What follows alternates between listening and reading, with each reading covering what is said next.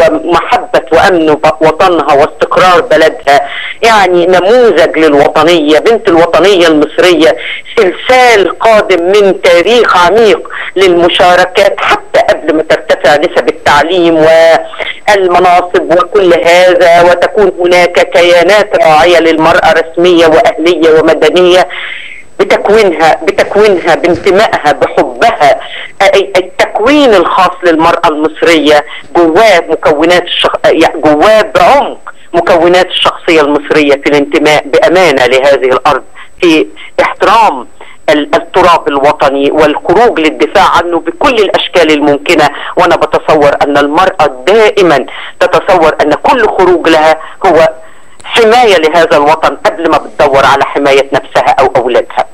هل حضرتك مستشعرة أن في فجوة بين من هم فوق سن 40 ومن هم تحت سن ال 40؟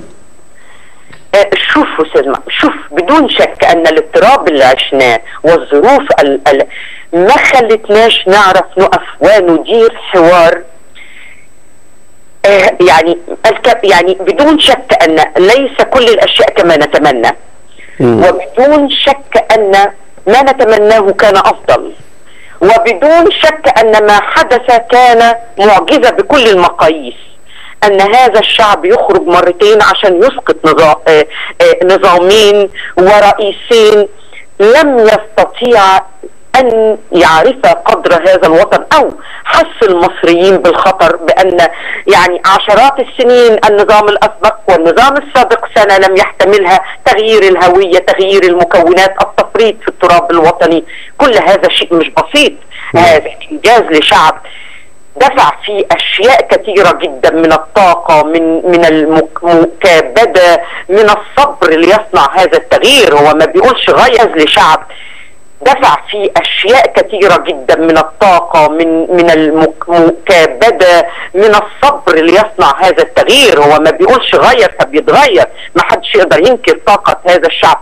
فعشان كده أنا كنت بتمنى أن بعد التغيير الذي حدث أو المد العظيم ل 25 يناير في 30 يونيو ثم 3/7 ثم 26/7 ثم الدستور 2014 أن ندرك أن التحديات كثيرة جدا، وأن لا يمكن نقول ما فيش أخطاء، إنما نقف نصححها على أرض مستقرة، ونحن نجمع شتات وطن، ونحن نوقف ما يتعرض له هذا الوطن من مخاطر. هل حد يقدر ينكر أننا داخل مخاطر كثيرة في المنطقة كلها؟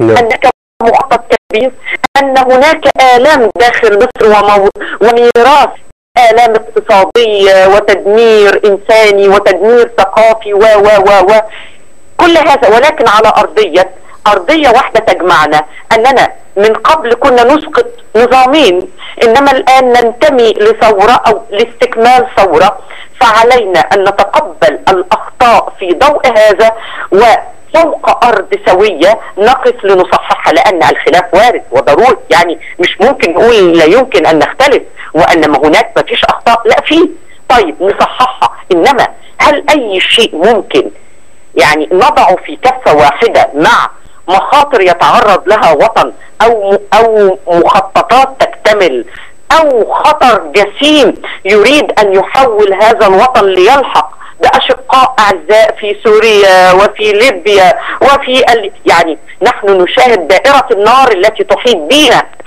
ونشفق على ما يتعرض له الأشقاء. من هنا كان جمع هذا الشتات، جبر هذه الفجوات اللي أشرت إليها دكتور معتز،